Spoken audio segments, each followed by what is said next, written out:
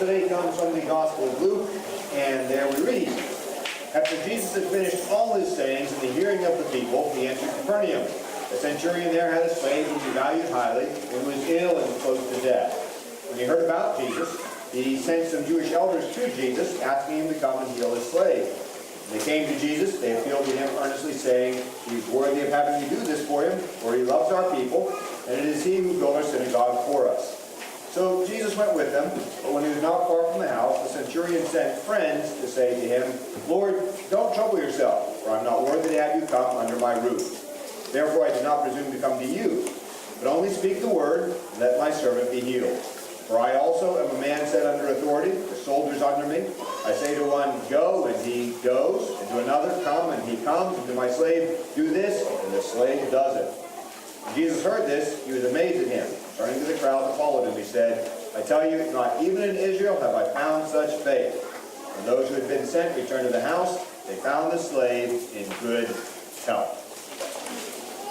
Well, now we get to that portion of the service that Trevor has been waiting for a year. And so I'm not going to take any of Trevor's thunder away. I'm just going to hand it right over. Trevor, it's you, buddy.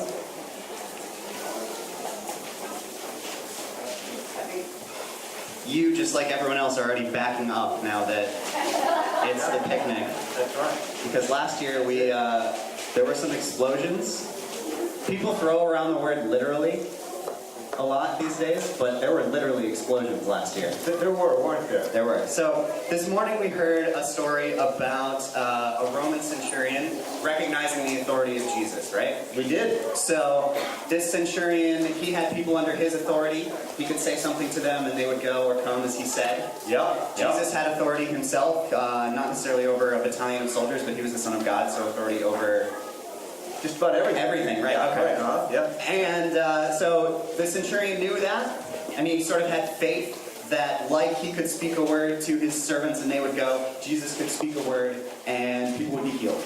Yes. So what I took away from this reading this morning, just thinking about this right now as you're reading it, Okay. is that it takes some faith to experience reality. I think that's true. Okay. Yep. I'm worried that it sounds counterintuitive. I can see that. Okay. Sure. I think we hear about faith a lot in contexts like, it's the bottom of the ninth, we're down 6 points, 2 outs, but I'm having faith that we can pull it off, even though Father Rob is up next to bat. Yeah. Pittsburgh Penguins are going to this game. I have faith that not only are they going to pull it off, but the Steelers are going to go to the Super Bowl, and the Pirates are going to win the pennant. Faith, yeah. So I think we hear a lot of this kind of faith that sounds like it's in contrast to reality. Huh? Where did we get this guy? I did go to school in Pittsburgh for 4 years, but I don't know if I picked up enough of the fandom. We'll just hang around a little bit longer. All right, so I think we hear that we have to have faith in spite of what we think might happen, right? Okay, yeah. But I think everybody already uses faith to experience reality all the time. I agree. I think we did it today.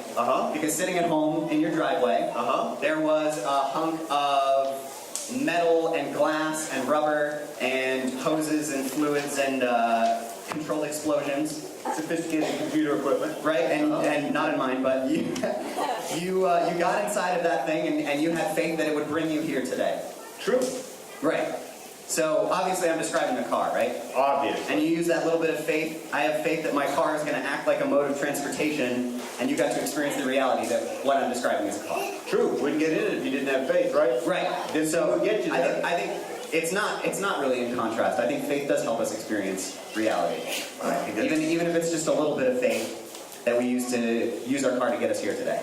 Amen, dear brother. Okay. But what about when something is not as it appears? Because your car looks like a car. It only takes a little bit of faith to think, I bet this will act like a mode of transportation. Okay. What about when something looks like something else, when it doesn't look like it'll behave like you hope it will? Okay. I think it takes more faith then. But I still think if we apply faith, we'll experience truth, we'll experience reality. Agreed. So what about something like... Sounds tantalizing. Something like a liquid. Intriguing. What if something appears like a liquid, and, well heck, it's even got a boat floating in it. That looks like a liquid to me. right?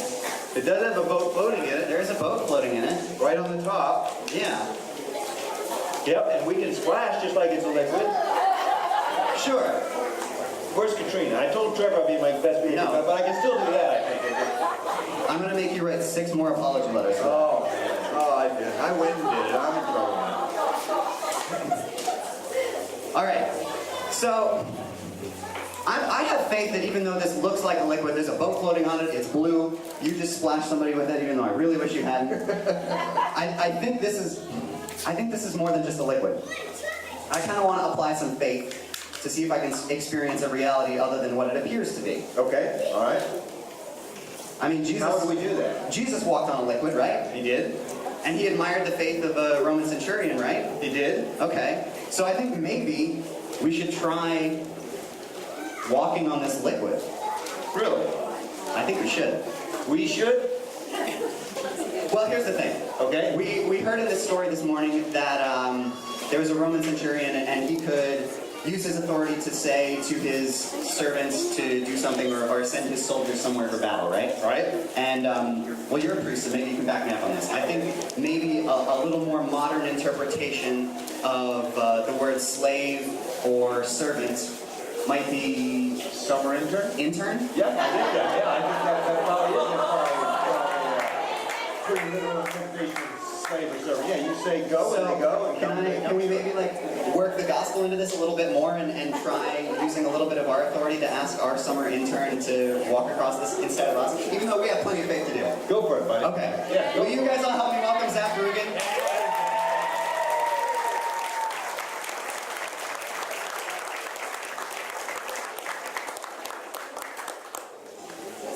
Zach, I know this wasn't in your job description that I emailed you, but do you think you could walk across this liquid?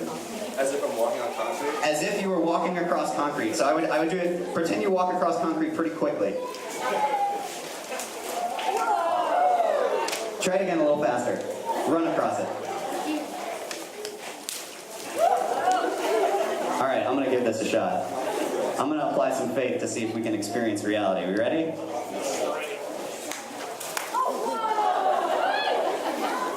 Well, you did do it, I think. Yeah. But what happens if you just sort of... Oh, there you go. Thank you. This is kind of gross, Trevor. And now I might be stuck. All right, How can I do that? well, I'm just going to do the rest of the service from here. okay, sounds good. So it looks like we got to apply a little bit of faith and experience the reality of something, well, that doesn't act like it appears. Unless you stand in it, then it acts exactly like it appears. Yeah, I guess it does. Okay. Well, that's cool.